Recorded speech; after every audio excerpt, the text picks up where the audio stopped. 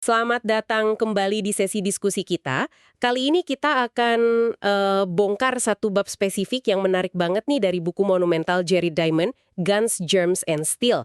Kita fokusnya di bab 19 yang jawab pertanyaan besar, gimana sih lanskap manusia di Afrika, khususnya ya di wilayah sub-Sahara, bisa jadi kayak yang kita kenal sekarang. Anda mungkin tahu Afrika itu benua yang luar biasa beragam ya kan? Dan itu benar. Tapi ada pola sejarah besar di baliknya, terutama soal dominasi kelompok penutur bahasa Bantu ini. Iya, betul.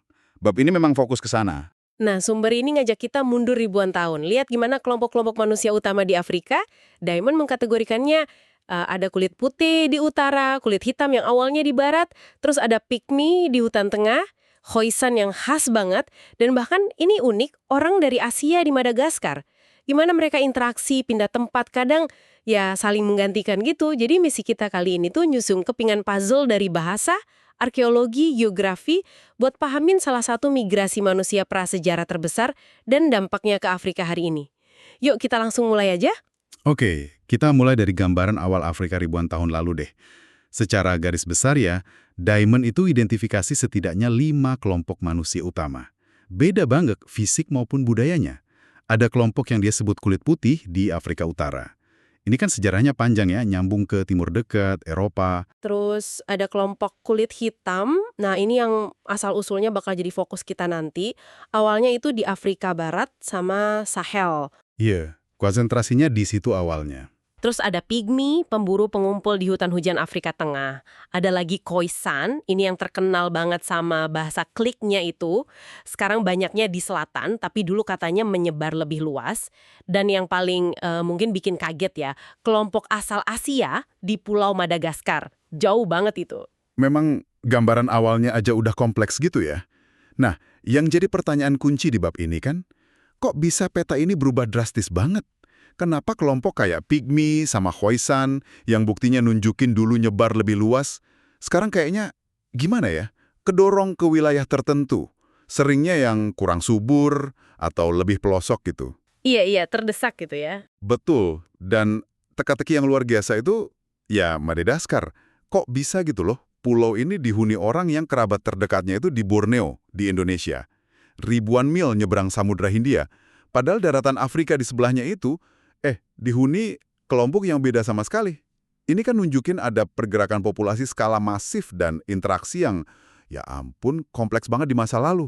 Dan salah satu alat paling kuat buat ngelacak pergerakan kuno ini kan sering banget ya ditekankan di buku ini, itu lewat bahasa.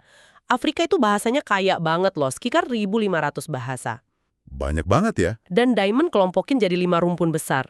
Dan ternyata rumpun-rumpun bahasa ini nyimpen jejak sejarah migrasi sama interaksi antar kelompok itu. Lihat sekilas ya. Pertama, rumpun Afro-Asiatik.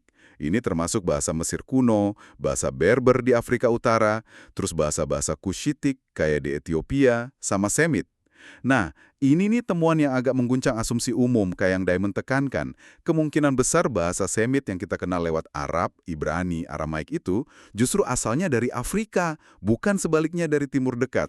Wah, serius? Itu kan jadi kebalik ya pandangannya? Iya, ini penting loh. Karena ini membalikan pandangan lama soal arah penyebaran pengaruh budaya gitu. Afrika jadi sumbernya bukan cuma nerima. Benar-benar muter balikin cara pandang kita ya. Keren sih, terus yang lain gimana? Oh, jadi kayak sisa-sisa gitu ya? Bisa jadi, Damon kaitkan penutur awal rumpun ini sama domestikasi tanaman penting kayak sorghum dan millet di Sahara. Itu pas masa Sahara jauh lebih hijau daripada sekarang kan? Oke. Terus rumpun Niger-Kongo, ini yang katanya gede banget ya. Ini dia yang paling gede, lebih dari 1.000 bahasa. Dan disinilah inti cerita kita selanjutnya. Di dalam keluarga besar ini, ada satu subkelompok yang dominan banget, yaitu kelompok bahasa Bantu. Ah, Bantu. Sering denger ini. Ubi atau yem, sama kelapa sawit juga. Nah, ekspansi penutur Bantu inilah yang bakal ngubah peta demografi Afrika Sub-Sahara secara dramatis. Oke, ini kunci berarti ya. Lanjut dulu deh ke rumpun berikutnya. Lanjut, Khoisan. Ini unik banget karena bunyi klik di bahasanya itu loh, yang nggak ada di tempat lain secara dominan. Bukti linguistiknya kuat, ada sisa bunyi klik di beberapa bahasa Bantu, bahkan Afro-Asiatik di Afrika Timur. Ini jadi petunjuk kuat kalau mereka dulu nyebarnya jauh lebih luas. Mungkin sampai Kenya, Tanzania gitu. Jauh juga ya. Iya, sekarang kan mereka fokusnya di wilayah kering Afrika bagian selatan.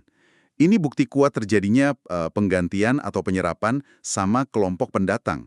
Mereka dikenal sebagai pemburu pengumpul yang hebat, dan juga penggembala awal mereka adopsi domba sama sapi, kemungkinan dari utara, tapi kata Diamond, mereka nggak ngembangin pertanian tanaman pangan secara intensif sendiri. Oke. Terakhir yang paling nyeleneh geografisnya, Austronesia ya? Iya, ini yang paling keluar jalur. Cuma ada di satu tempat di Afrika, Madagaskar. Bahasa Malagasy yang dominan di sana itu ternyata paling mirip sama bahasa Maanyan di Borneo, Indonesia. Gila, Borneo menyeberangnya gimana itu ya? Ribuan mil kan jaraknya. Ini bukti migrasi laut yang luar biasa banget. Diperkirakan sekitar abad pertama Masehi, orang-orang dari Asia Tenggara itu berhasil nyebrang Samudra Hindia dan menetap di Madagaskar. Luar biasa sih ini. Jadi, kalau kita rangkum nih ya, petunjuk dari bahasa sama distribusi awal kelompok-kelompok ini, kayaknya semua menunjuk ke satu fenomena gede yang membentuk ulang Afrika Sub-Sahara, yaitu ekspansi Bantu. Nah, itu dia. Mengerucut ke sana. Iya kan? Dan penting buat dipahami nih, kayak yang dijelasin di buku ini, ekspansi di sini tuh bukan kayak satu invasi militer gitu ya yang terencana. Bukan invasi tunggal. Lebih kayak penyebaran populasi petani gitu ya, secara bertahap, pelan-pelan tapi pasti. Berlangsung ribuan tahun, tapi dampaknya fundamental banget buat ngubah wajah demografis sebagian besar benua Afrika. Mari kita coba ikuti jejak penyebarannya, ya, berdasarkan argumen Diamond. Titik awalnya itu diperkirakan sekitar 3000 SM, di wilayah perbatasan antara Nigeria sama Kamerun sekarang. Nah, waktu itu, leluhur penutur Bantu ini tuh petani. Ngandelinya tanaman umbi kayak yam itu, sama palem minyak. Mereka mungkin udah kenal ternak sapi, tapi satu hal penting. Mereka belum kenal teknologi olah logam, khususnya besi. Oh, jadi masih pakai alat batu atau kayu gitu ya? Kemungkinan besar begitu. Selain bertani, mereka juga sangat bergantung sama sumber daya sungai dan hutan. Kayak perikanan, berburu, ngumpulin hasil hutan, gitu. Terus gimana pergerakannya? Kayaknya langkah pertamanya aja udah lumayan menantang ya, masuk hutan hujan gitu. Betul, gelombang awal pergerakan mereka itu ke arah selatan. Masuk ke wilayah hutan hujan Kongo yang lebat banget itu. Nah, di sini tantangan baru. Kemungkinan besar nih, ternak sapi mereka nggak bisa tahan. Kena penyakit yang dibawa lalat Tsetse itu loh. Itu kan momok ya, di Afrika tropis. Aduh, kasihan sapinya. Tapi mereka tetap bisa maju. Nah, mereka punya keunggulan lain. Sistem pertanian mereka, walau basisnya umbi-umbian, itu bisa dukung kepadatan populasi yang lebih tinggi dibanding penghuni asli hutan, yaitu kelompok Pygmy, yang pemburu pengumpul itu. Jadi pelan tapi pasti, populasi Bantu yang lebih padat ini mulai desak dan sebagian mengasimilasi kelompok Pygmy. Jadi keunggulan jumlah populasi yang didukung pertanian jadi faktor awal ya. Kapan di titik balik utamanya terjadi? Betul, betul. Tapi titik baliknya itu penting banget, terjadi sekitar 1000 SM. Sebagian kelompok Bantu ini berhasil keluar dari hutan hujan lebat dan nyampe ke wilayah sabana yang lebih terbuka. Di sekitar danau-danau besar Afrika Timur, kawasan Great Lakes itu. Oh, pindah ke sabana. Iya, disinilah terjadi semacam, gimana ya, lompatan teknologi dan adaptasi gitu. Menurut Diamond, di wilayah ini mereka kemungkinan ketemu sama kelompok penutur Nilo-Sahara atau Afroasiatik yang kelompok Kushitik itu. Dari interaksi ini, mereka mungkin dapat lagi ternak sapi yang lebih cocok kan di sabana. Oke, dapat sapi lagi. Terus? Selain itu, mereka juga adopsi tanaman sereal yang lebih tahan kering, kayak sorghum sama millet. Cocok banget buat lingkungan sabana. Dan yang paling krusial, mereka kuasai teknologi pengolahan besi. Nah, ini dia. Besi. Kombinasi inilah pertanian sereal dan umbi, ternak sapi, dan teknologi besi yang mengubah mereka jadi kekuatan demografis baru. Sering disebutnya petani zaman besi. Jadi ini paket keunggulan yang sering disebut itu ya. Pertanian lebih produktif, ternak plus teknologi besi. Gimana paket ini dorong ekspansi selanjutnya? Kok bisa cepet banget? Tepat sekali. Dengan paket keunggulan ini, mereka mulai gelombang ekspansi kedua. Jauh lebih masif dan cepat. Diperkirakan mulainya sekitar abad pertama Masehi. Kecepatannya tuh luar biasa loh. Dalam beberapa abad aja, kelompok-kelompok penutur Bantu ini nyebar ribuan mil ke arah timur dan selatan. melintasi sebagian besar Afrika Sub-Sahara. Ribuan mil dalam beberapa abad. Gila sih. Kenapa bisa secepat dan sesukses itu? Siapa yang mereka temui di wilayah baru ini? Kan nggak kosong juga. Nah, mereka ini bergerak ke wilayah-wilayah yang sebelumnya dihuni secara jauh lebih renggang sama kelompok Khoisan. Yang kita tahu kan pemburu pengumpul dan penggembala. Meskipun Khoisan udah adopsi ternak, domba dan sapi, mereka nggak punya pertanian tanaman pangan yang intensif. Dan, yang paling penting, nggak punya teknologi besi. Oh, jadi beda banget ya level teknologinya. Iya. Menurut argumen Diamond, keunggulan Bantu itu sifatnya majemuk. Pertama, produksi pangan lebih efisien. Pertanian campuran, umbi sama sereal, itu memungkinkan populasi jauh lebih padat perluas tanah. Kedua, teknologi besi. Alat besi kayak cangkul, kapak, bikin buka lahan dan pertanian lebih efisien. Senjata besi juga ngasih keunggulan militer yang signifikan dibanding senjata batu atau kayu punya Khoisan. Ketiga, populasi lebih besar. Jumlah yang lebih banyak ya jelas ngasih keunggulan dalam konflik dan kemampuan buat nyerap atau gantiin populasi yang lebih kecil. Keempat, penyakit. Diamond juga nyinggung kemungkinan adanya keunggulan kekebalan penyakit tropis tertentu yang berkembang di lingkungan agraris padat gitu. Mirip kasus Eurasia versus Amerika. Tapi faktor ini mungkin kurang dominan ya di Afrika dibanding teknologi sama produksi pangan. Jadi ini bukan sekedar gusur total gitu ya, tapi prosesnya lebih kompleks dari itu. Ada interaksi juga. Benar, penting dicatat nih. Interaksi antara Bantu dan Khoisan itu nggak selalu konflik dan nyingkirin total. Ada bukti kuat adanya kawin campur. Oh iya, dari mana buktinya? Kelihatan dari beberapa ciri fisik Khoisan yang masih bisa ditemuin di beberapa populasi Bantu di Afrika Selatan. Terus juga adopsi bunyi klik Khoisan ke dalam beberapa bahasa Bantu Selatan kayak Seksa dan Zulu.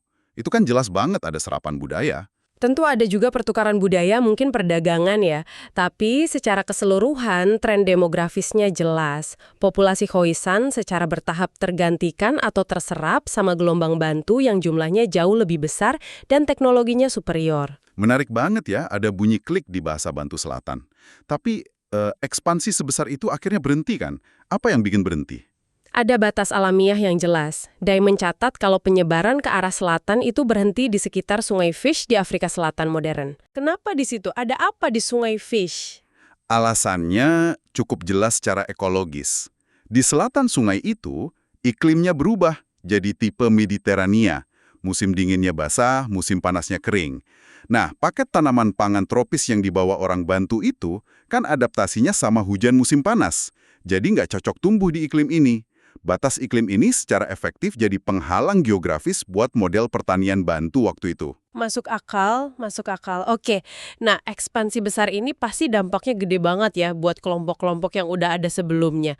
Gimana nasib mereka menurut Diamond? Iya, buku ini ngerangkum dampaknya.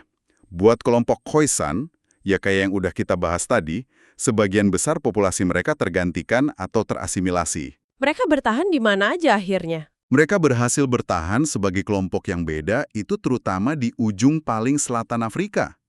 Di wilayah Cape yang iklimnya Mediterania tadi. Sama di beberapa kantong gurun kayak Kalahari. Wilayah yang emang kurang menarik buat petani Bantu. Tapi jejak mereka tetap ada loh. Di genetika, bahasa, sama temuan arkeologi, ternyata penggembalaan ternak yang mereka kuasai duluan itu nggak cukup buat nahan pakat lengkap Bantu. Kasian juga ya. Terus nasib pygmy gimana di hutan-hutan? Nasib pygmy agak beda, karena ekspansi awal Bantu itu lebih fokus nyebar di luar hutan hujan lebat atau di tepiannya aja, kelompok pygmy bisa bertahan di jantung hutan hujan.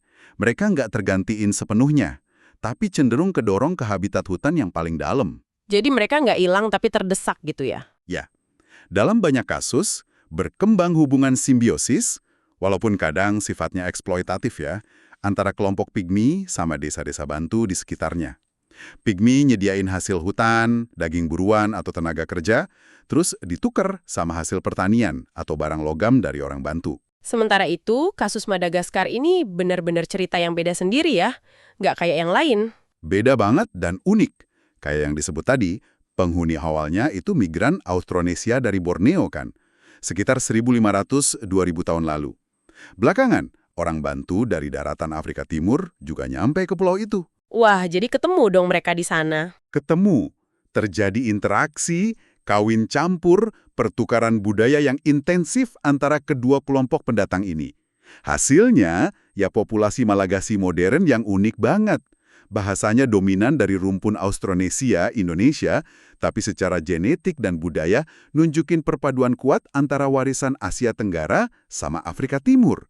Ini contoh langka banget loh, percampuran skala besar antara populasi Asia dan Afrika di masa lalu. Oke. Kita udah kupas nih gimana Afrika sub-Sahara didominasi penutur bantu dan dampaknya. Sekarang, coba kita tarik dikit ke gambaran yang lebih gede dalam Guns, Germs, and Steel. Kenapa sih menurut Diamond, jalur sejarah Afrika secara keseluruhan, terutama sub-Sahara, akhirnya jadi beda dibanding Eurasia? Bab ini kan ngaitin lagi ke faktor-faktor dasar itu ya. Tepat sekali. Bab 19 ini nguatin argumen utama buku itu dengan nunjukin gimana sejarah spesifik Afrika ini akarnya ya di kondisi geografis sama lingkungan benua itu sendiri. Ada beberapa poin kunci nih. Pertama, soal ketersediaan bahan mentah buat domestikasi. Diamond argumennya gini, Afrika sub-Sahara itu punya jauh lebih sedikit spesies hewan besar liar yang cocok buat dijinakin dibanding Eurasia. Oh ya? Contohnya apa? Hampir semua hewan ternak utama di Afrika sekarang, sapi, domba, kambing, kuda, bahkan ayam, itu asalnya dari luar sub-Sahara, dari Eurasia atau Afrika Utara, dan baru masuknya relatif belakangan. Hal yang sama buat tanaman pangan. Walaupun Afrika punya pusat domestikasi tanaman sendiri yang penting ya, di Sahel, Ethiopia, Afrika Barat, tapi jumlah spesies unggulan sama kemudahan nyebarnya mungkin kalah dibanding paket tanaman dari bulan sabit subur misalnya. Dan penyebaran itu sendiri juga dihambat sama geografi Afrika kan, terutama soal orientasi sumbu benuanya itu. Persis. Itu faktor kedua, orientasi sumbu benua. Sumbu utama Afrika kan cenderung utara selatan, mirip benua Amerika. Ini jadi penghalang gede buat penyebaran cepat tanaman, hewan ternak, sama teknologi. Kenapa gitu? Karena kalau gerak ke utara atau selatan, itu artinya ngelewatin zona iklim yang beda banget. Dari tropis, ke gurun, ke Mediterania, dan seterusnya. Tanaman atau hewan yang cocok di satu zona iklim belum tentu bisa tahan di zona lain. Ini kontras banget sama Eurasia, yang sumbu utamanya cenderung timur barat. Kalau gerak di sepanjang lintang yang sama, kan kondisi iklimnya relatif mirip. Jadi paket pertanian, teknologi, ide, nyebarnya lebih gampang dan cepat. Masuk akal sih itu, belum lagi penghalang fisik sama biologis lainnya ya pasti ya. Bener. Faktor ketiga itu hambatan geografis dan ekologis lainnya. Gurun Sahara yang luas banget itu kan secara efektif misahin Afrika Utara yang lebih nyambung ke Mediterania sama Timur Dekat dari wilayah sub-Sahara selama ribuan tahun. Hutan hujan Kongo yang lebat juga bukan medan yang gampang buat dilewatin atau dikembangin pertanian skala gede di masa awal. Dan jangan lupa, penyakit tropis endemik kayak malaria sama penyakit tidur trypanosomiasis yang dibawa lalat Tsetse, itu penyakit ini nggak cuma bahaya buat manusia, tapi juga mematikan banget buat hewan ternak non-asli, kayak kuda sama beberapa jenis sapi. Jadi, ngebatasin penggunaan hewan-hewan itu di banyak wilayah. Oke, jadi kombinasi semua faktor ini, lebih dikit kandidat domestikasi lokal, sumbu utara selatan, plus hambatan gurun, hutan, sama penyakit, ini yang menurut Diamond bikin Afrika Sub-Sahara punya start yang beda atau lebih lambat gitu ya dalam beberapa aspek dibanding Eurasia. Kira-kira gitu argumennya. Kombinasi faktor-faktor ini nyebabin proses pengembangan produksi pangan intensif, pertumbuhan populasi padat, pengembangan metalurgi canggih, pembentukan negara skala besar, sama penyebaran sistem tulisan, itu terjadinya lebih lambat atau ngadepin lebih banyak tantangan di sebagian besar Afrika Sub-Sahara dibanding beberapa wilayah di Eurasia. Dan perbedaan dalam lintasan sejarah panjang inilah yang punya konsekuensi dramatis pas kekuatan Eropa mulai ekspansi global dan nyampe di Afrika. Konsekuensinya gede banget dan nyata. Contoh yang dikasih Diamond di akhir bab ini tuh ilustratif banget. Waktu kapal Belanda pertama mendarat di Tanjung Harapan, Cape Town itu, tahun 1652, mereka ketemunya masyarakat Khoisan. Yang tadi kita bahas ya? Ya, kayak kita bahas, Khoisan di sana kan penggembala sama pemburu pengumpul. Populasinya relatif jarang, nggak punya teknologi besi, dan nggak praktekin pertanian intensif di iklim Mediterania Cape. Akibatnya, pendirian koloni Eropa di wilayah itu awalnya relatif gampang. Walaupun ya tetap aja ada konflik dan perlawanan dari Khoisan pastinya. Tapi ceritanya jadi beda total pas para kolonis ini gerak lebih jauh ke pedalaman. Bener banget. Waktu para pemukim Eropa, Boer terus Inggris, gerak ke arah timur laut dari Cape, mereka akhirnya nyampe wilayah sekitar Sungai Fish. Nah, di sana mereka nggak lagi hadapin Khoisan, tapi masyarakat petani Bantu berbahasa Hausa. Wah, ketemu petani zaman besi ini akhirnya. Nah, orang Xhosa ini kan bagian dari gelombang ekspansi Bantu yang udah kita ikutin jejaknya.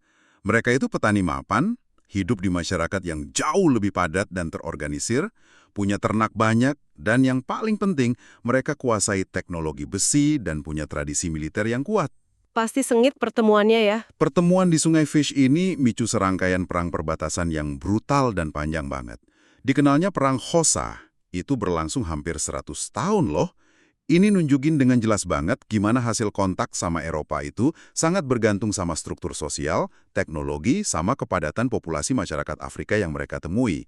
Sebuah perbedaan yang jadi warisan langsung dari sejarah ribuan tahun ekspansi Bantu, serta batas-batas geografis dan ekologis yang ngebentuknya. Jadi kalau kita simpulkan ya penelusuran kita di bab 19 ini, intinya tuh gimana ekspansi petani berbahasa Bantu selama ribuan tahun jadi motor utama perubahan demografis di sebagian besar Afrika Sub-Sahara.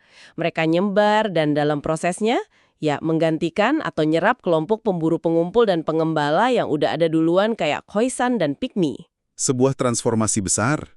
Iya, ini kisah epik banget tentang gimana keunggulan dalam produksi pangan, penguasaan teknologi kunci kayak besi, sama dinamika populasi itu bisa ngubah wajah sebuah benua. Tentu saja semua ini terjadi dalam kerangka peluang dan batasan yang dikasih sama geografi dan lingkungan Afrika itu sendiri. Betul. Konteks lingkungannya penting. Modern, bahasa, budaya, genetika, tapi juga akar sejarah dari beberapa pola distribusi populasi, bahkan mungkin ya ketegangan atau konflik yang ada saat ini. Buku ini nunjukin betapa kuatnya gema sejarah ribuan tahun dalam ngebentuk realitas masa kini. Sebagai penutup ya, mungkin ada satu pemikiran nih buat Anda bawa pulang. Argumen sentral di sini kan peran besar geografi sama ketersediaan sumber daya dalam ngebentuk lintasan sejarah. Coba deh bayangin sejenak skenario alternatif. Seandainya kondisi alam Afrika beda. Misalnya, kalau benua itu punya lebih banyak hewan liar yang gampang dijinakin kayak di Eurasia. Atau kalau sumbu utamanya membentang timur barat, kira-kira bakal seberapa beda jadinya sejarah Afrika? Wah, itu pertanyaan besar ya. Dan konsekuensinya, seberapa beda juga sejarah dunia secara keseluruhan. Ini sebuah perenungan tentang gimana faktor-faktor lingkungan yang pada dasarnya acak, dalam jangka panjang bisa punya dampak yang begitu mendalam terhadap nasib peradaban manusia di berbagai penjuru bumi.